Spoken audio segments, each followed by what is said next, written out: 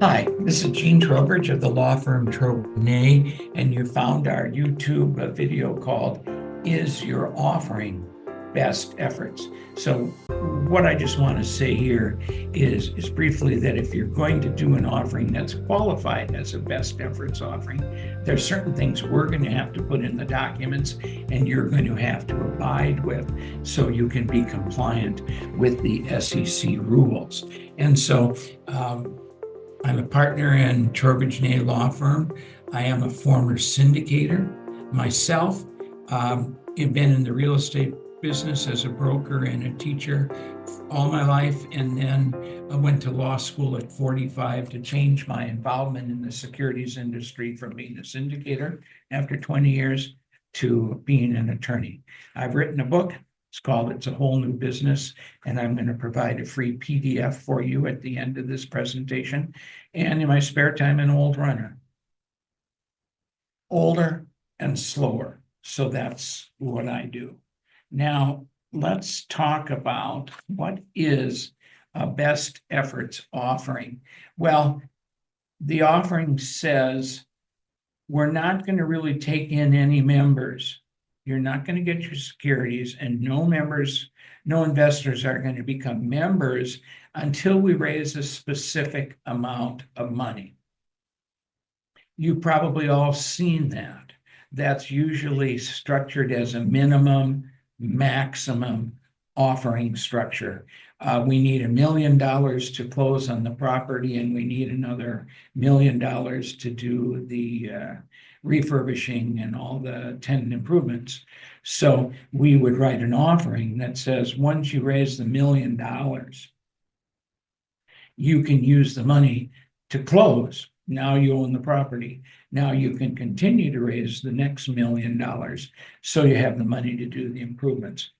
Oftentimes we use the term break impounds. When you raise the $1 million, you can take in investors, make them members, you can take their money and you can use the money for whatever purposes you state, but not until you raise that $1 million. Sometimes it's an all or nothing offering. We have one project right now that we're doing that they're trying to raise money to buy dirt, a particular dirt to build a project. And all they're trying to do is buy the dirt. Well, it's $6 million. If they don't raise six, they can't buy the dirt. So it's an all or nothing offering. It doesn't help them to raise $1 million, 2, 3, 4, 5. They need to raise six so they can close. So that's called all or nothing. And in that case, no investors would become members, and you would not break impounds until you have to raise, after you've raised 6 million. And then with those impounds, you go and buy the property. That's what a best efforts offering is. Now, what should you do if you have a best efforts offering? What do we do when we write the documents? In a mini max deal, my example was if we raise $1 million, we want to use the money, then we'll continue to raise the next $1 million. In a mini max offering, you need to make a statement that the subscriber's consideration, their money, will be returned to them non-diluted if the minimum amount is not raised by the stated date. So in my example, we need to raise $1 million. If we raise $900,000 and it falls apart, something happens, we can't close on the land, there's an environmental problem for any reason, we just simply give the people their $900,000 back. We never spend the money. Well, that's kind of risky for the sponsor because the sponsor probably has done due diligence work and earnest money and all that. Now, that's the sponsor's risk. We can't put the investor's money at risk unless we tell them it is. Now, there is an alternative to that.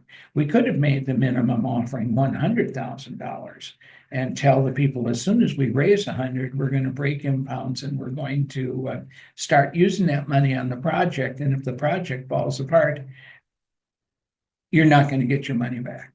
It's going to be diluted. So I guess we could say that. That's not a very good idea in marketing, but if we don't say that, then we have to say you're going to get all your money back non-diluted if we don't break impounds and raise that million.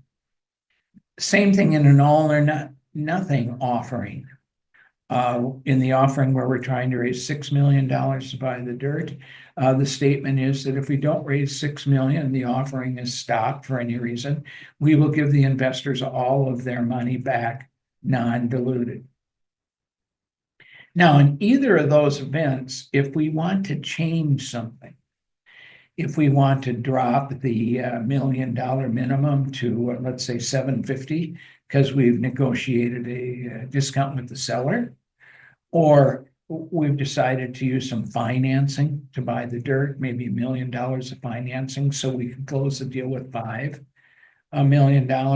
In either of those events, the subscriber's consent is needed if you're going to extend the date prior to the stated date, or you're going to change the minimum amount. Anything that's going to change in the position that you've made, if we don't raise this much by this period of time, you're going to get your money back non-diluted. Anything that changes that would have to be agreed to and voted on by the investors. And probably you'll have to file an amended Form D, because you file the Form D as soon as you start your offering. Now people are coming in as potential investors and things have changed.